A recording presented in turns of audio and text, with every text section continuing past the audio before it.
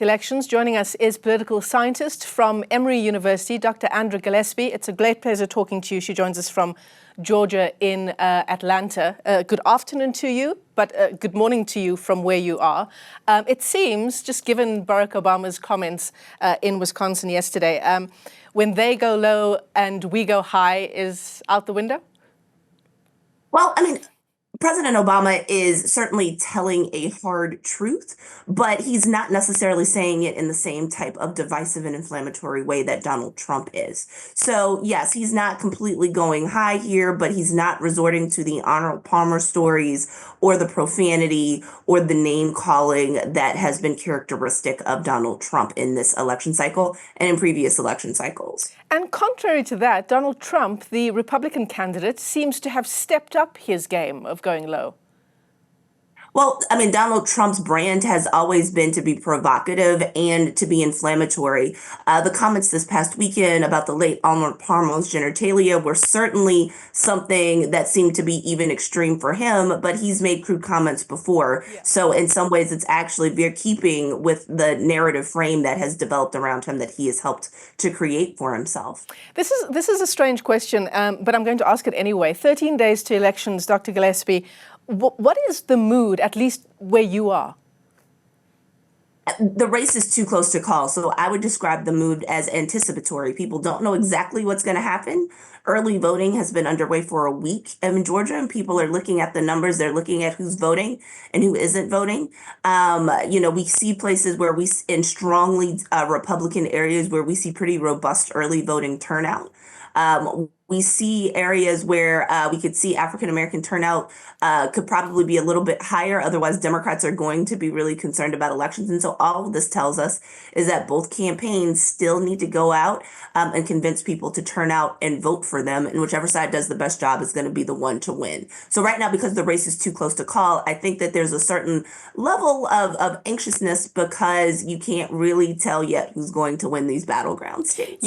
Yeah, polling also suggesting that the race is incredibly close. Kamala Harris and Donald Trump are reportedly neck and neck, not only nationwide, but in those battleground states as well.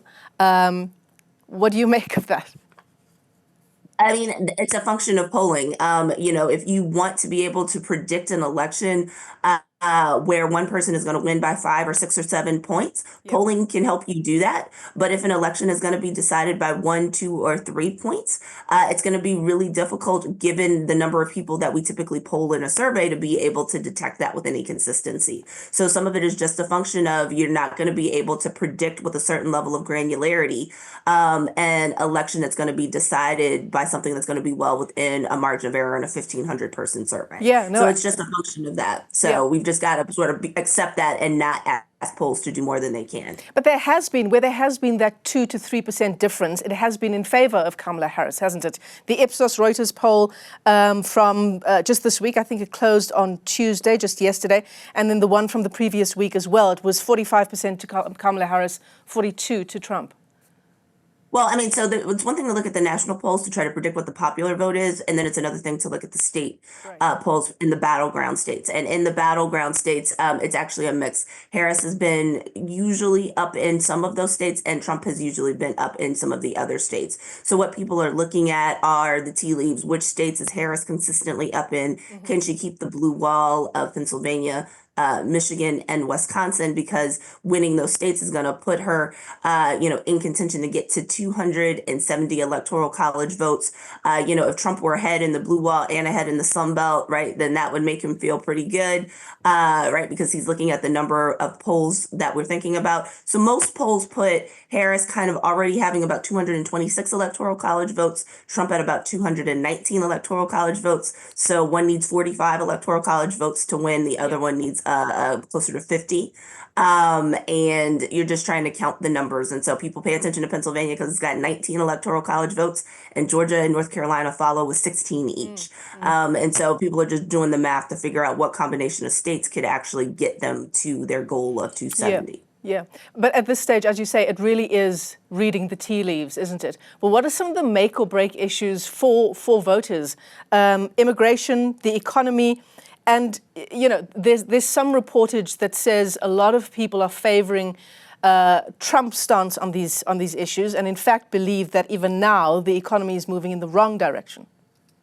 Yeah, I mean, so the economy and inflation, is the key issue of this campaign. And what Trump has tried to do is to run a retrospective campaign. So he's tying Kamala Harris to the Biden administration and is blaming the Biden administration for inflation and what people perceive as a poor state of the economy, though the United States, relatively speaking, is doing well compared to other countries in the world. Inflation, the rates are going down, so prices aren't rising as fast as they used to. And if we look at things like GDP growth, we're not in a recession.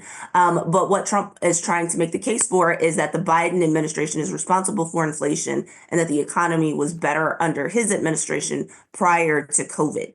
But there are other issues that are at stake. He's made the case that the United States has broken borders and that the Biden administration and Kamala Harris in particular are responsible for that, and that he was doing that better when he was president of the United States. And what Harris is trying to make the case for is that democratic institutions are at risk if Donald Trump is allowed to become president again because of January 6th, and then also because of a Supreme Court case that basically gives presidents immunity to do a lot of things with impunity. And so it's a question of, do you want Donald Trump to have that type of power? She's also running on issues related to reproductive rights and reproductive choice. So Roe versus Wade is dismantled by the Supreme Court under the Trump administration and with Trump's appointees. And so she's trying to make a targeted message that people's freedoms and personal liberties are at stake and under assault under a Donald Trump administration, and that would only erode further if he were president, if he continued to be president, or if he became president again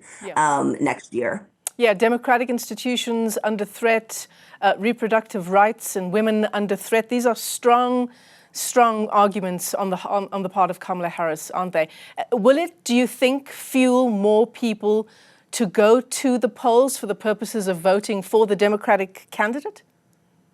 Well, what gets people to turn out to the polls is reminding them to turn out to vote. So the messages are persuasive.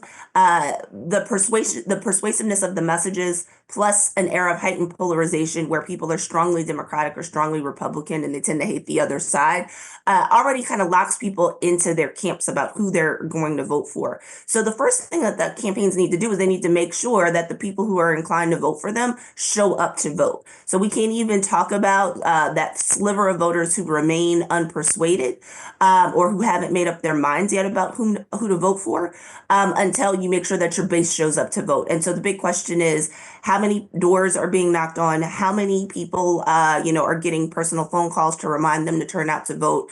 How many mailers are going out? How many campaign field offices are there in play? And so there's a question. Kamala Harris inherited Joe Biden's extensive field office network.